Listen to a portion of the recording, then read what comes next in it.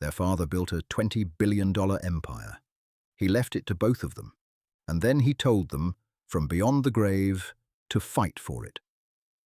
What followed was the most expensive, most strategic, most ruthless sibling rivalry the corporate world had ever witnessed.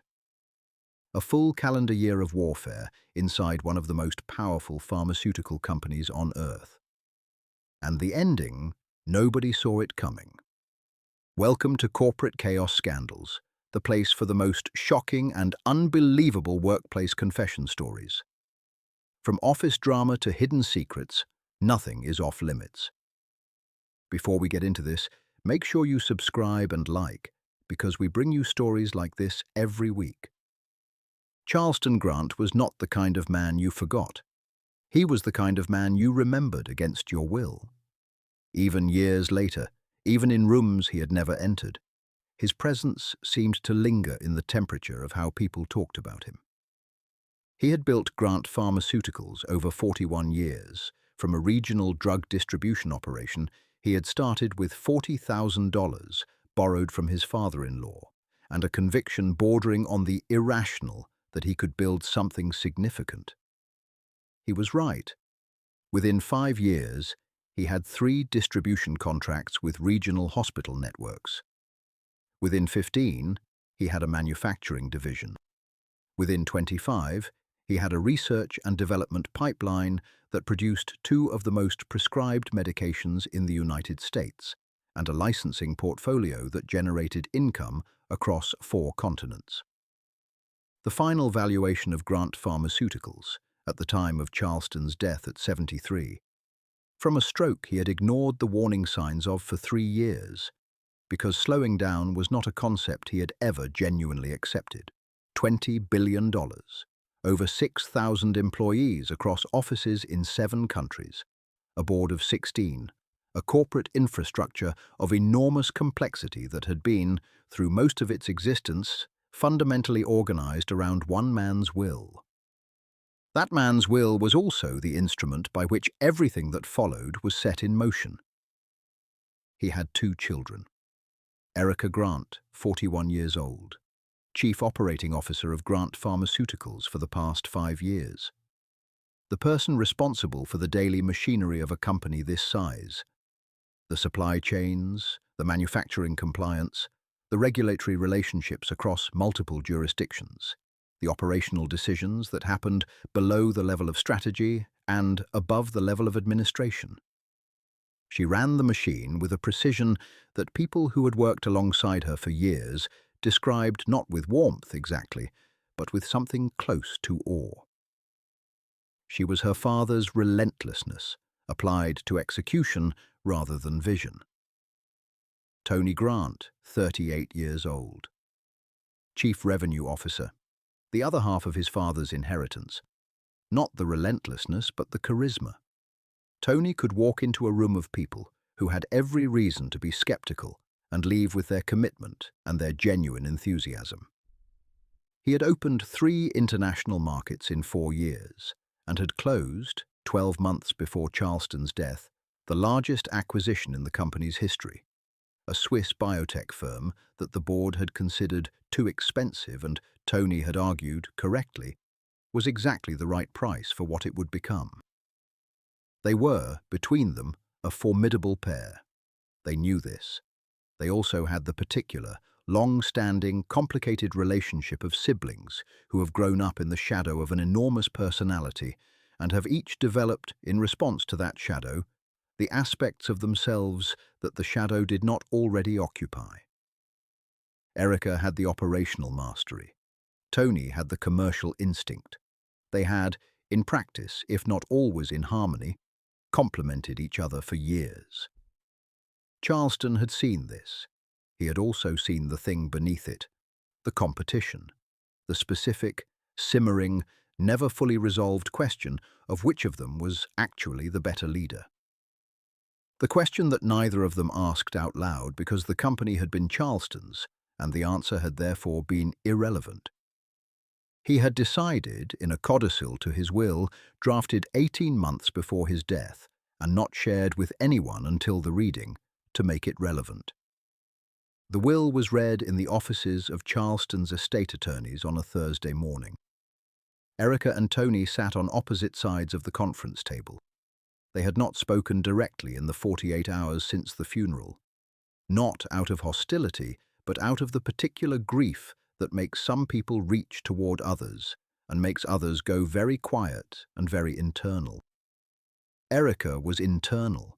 Tony had called twice. She had texted back both times. He had understood.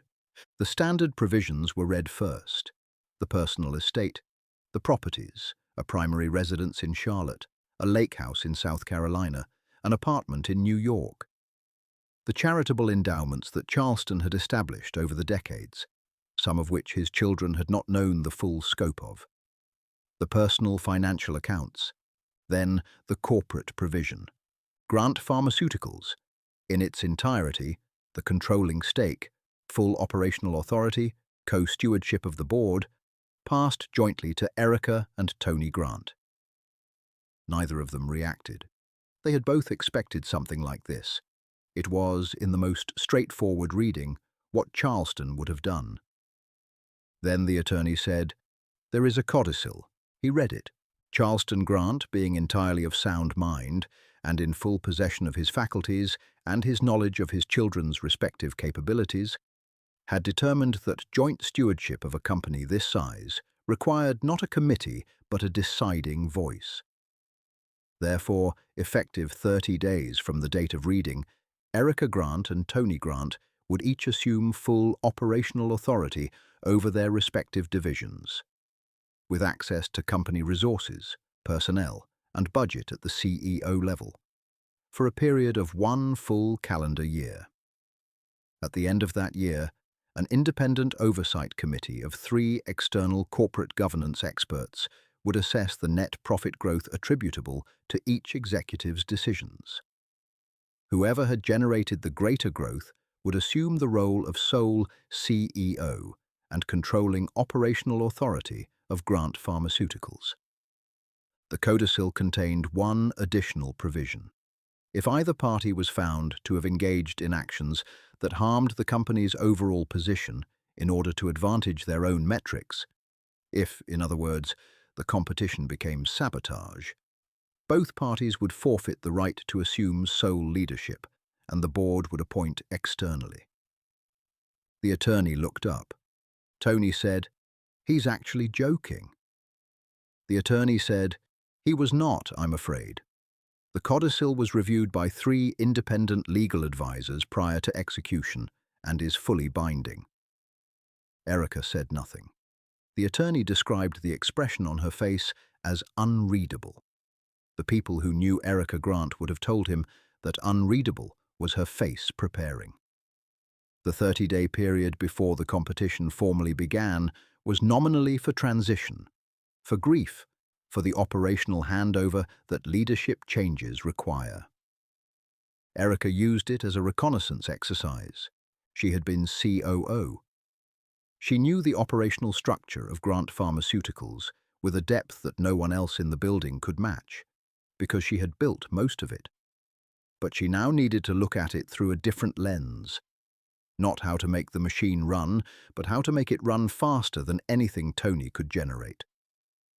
She spent 30 days auditing the entire company.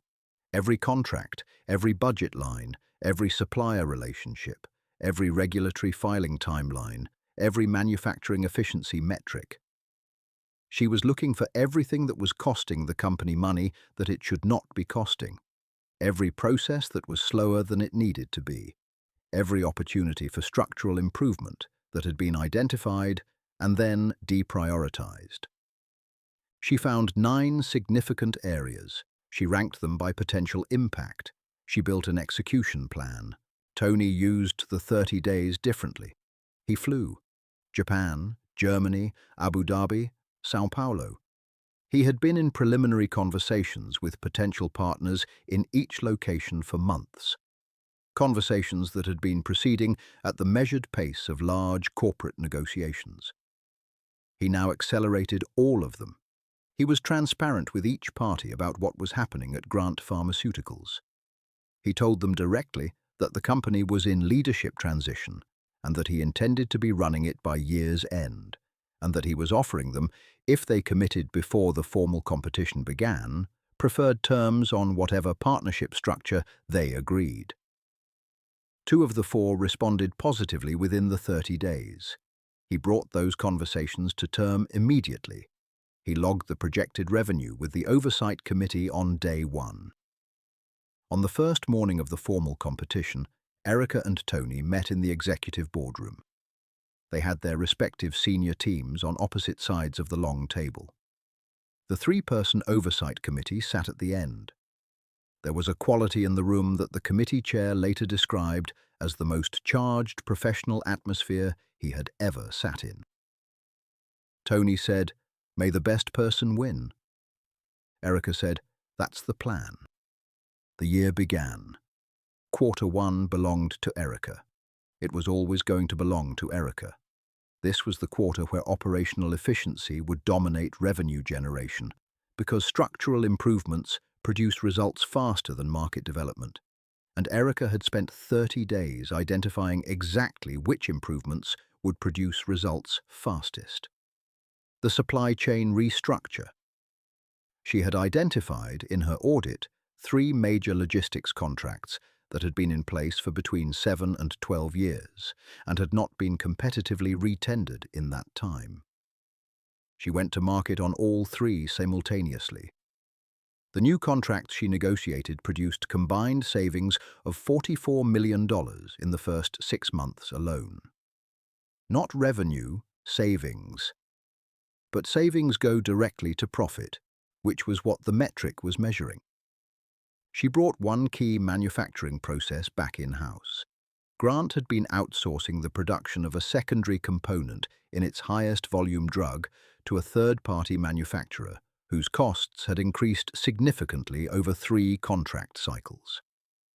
The capital investment in the internal capability paid back inside 8 months. The ongoing saving was substantial. She renegotiated 3 raw material supplier agreements that had been, she discovered, with a combination of forensic accounting and barely controlled fury, extraordinarily favorable to the suppliers for reasons that 2 of the previous procurement managers had not been able to clearly articulate. By the end of quarter 1, Erica's attributable profit improvement was $108 million above the baseline established by the Oversight Committee. Tony's was $89 million, solid, respectable, $19 million behind. He sat with the Q1 numbers and felt the particular sensation of a competitive person who has been outperformed in a specific domain by a specific person and is recalibrating rather than panicking. He said to his deputy, over coffee on the morning, the Q1 numbers were published internally. She's better than I gave her credit for on the operational side, which means I need to be better than she expects on the revenue side. His deputy said, that's not exactly a new plan. Tony said, no, but the pace is new. Quarter 2 was Tony's. He had been building toward it since the conversations he had accelerated before the competition started, and the structure he had put in place arrived in Q2 with the timing of someone who had planned it rather than stumbled into it.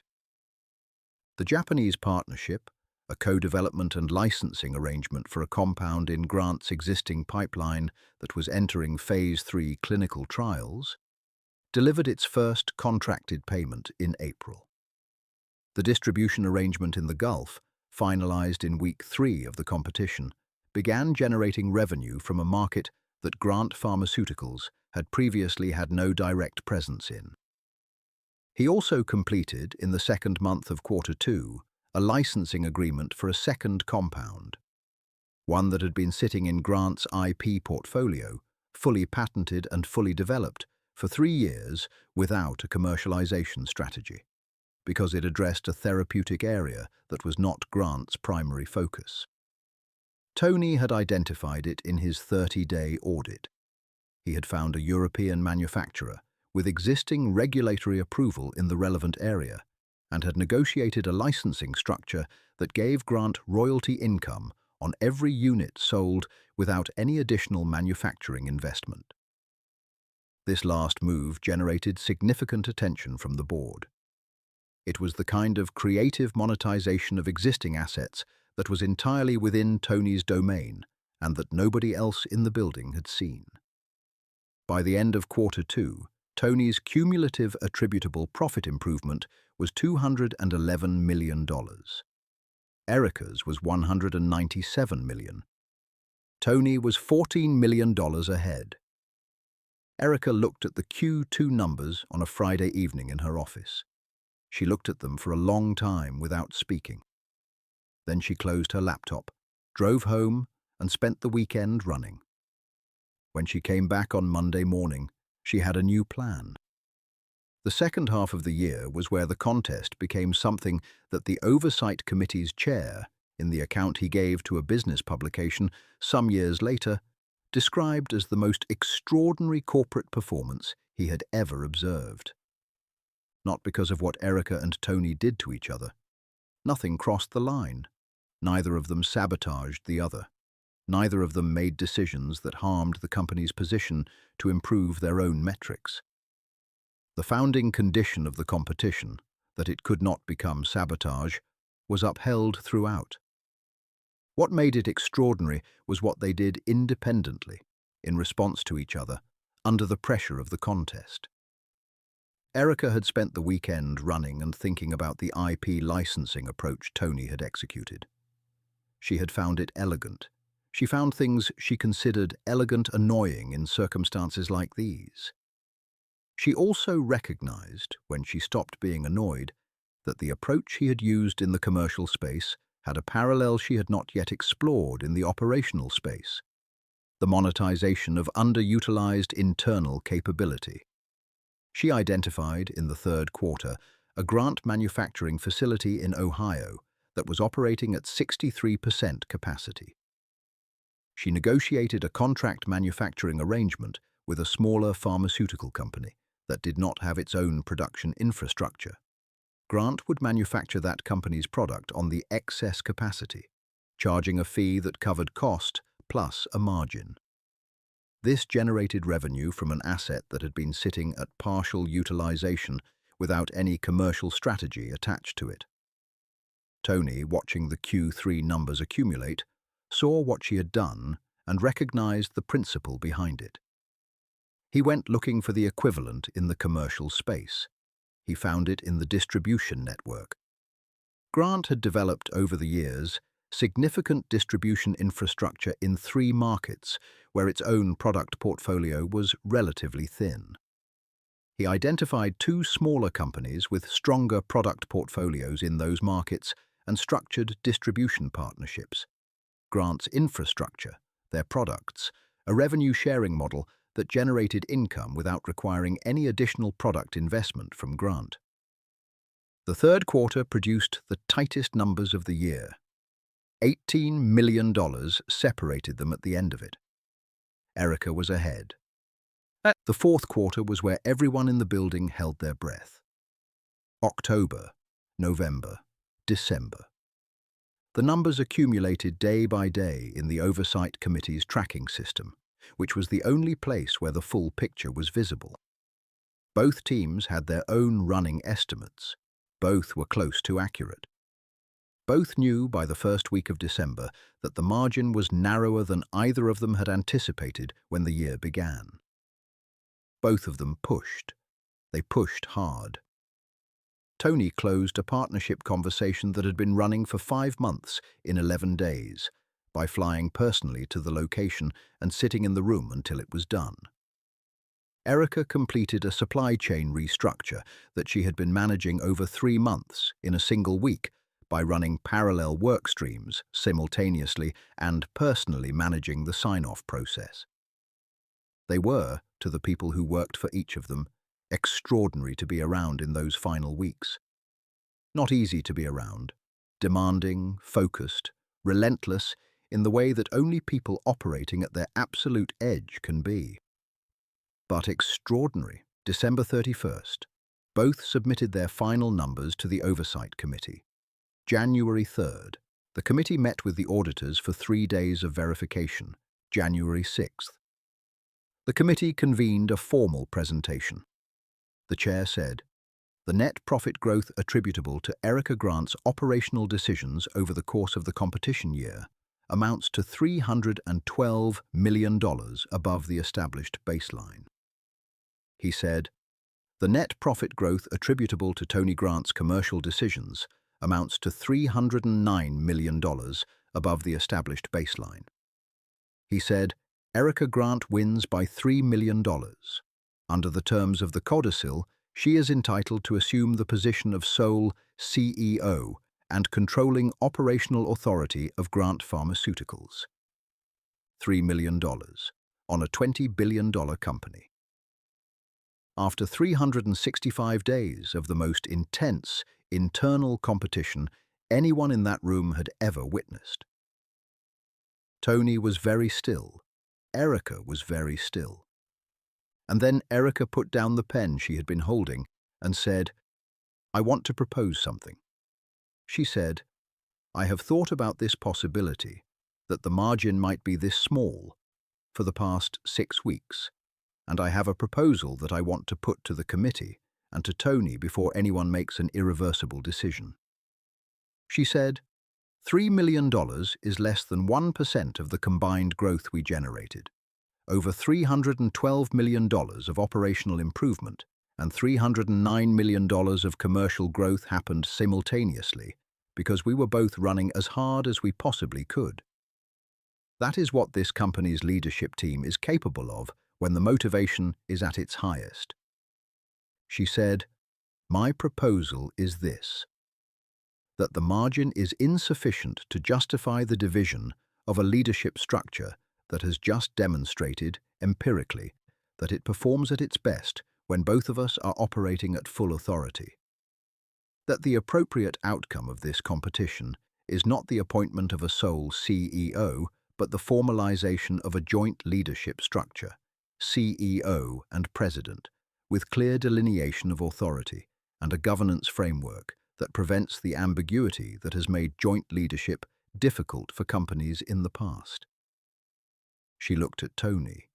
She said, "I'm not saying this because I think I should have lost. The numbers say I won. I'm saying this because I think our father's question had 2 right answers, and I think we just spent a year proving both of them." Tony was quiet for a long time, long enough that the room became uncomfortable.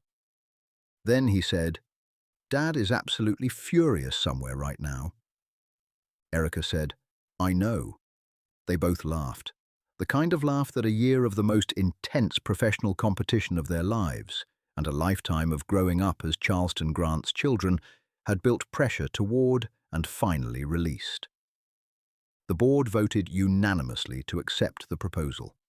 Erica as CEO, Tony as President. A governance structure designed by an external firm that gave each of them clear authority in their domains and a formal joint decision-making process for matters that crossed those domains. In the year that followed, Grant Pharmaceuticals grew by 19%. The board described it as the strongest year in the company's 42-year history. Charleston Grant's name is on the building. His children are running it. He would have found something to criticize. He always did. But somewhere underneath that, he would have known they got it right. That is the story of Erica and Tony Grant, the $20 billion inheritance, the year of war, and the ending that changed everything. Drop a comment below. Whose strategy did you find more impressive? Erica's operational precision or Tony's commercial creativity? And what do you think Charleston Grant would actually have said about how it ended? Tell me. I want a proper debate in the comments on this one. And if you are not subscribed to Corporate Chaos Scandals, hit that button right now. Like this video. Share it. We are here every single week with the stories that deserve your full attention. I'll see you in the next one.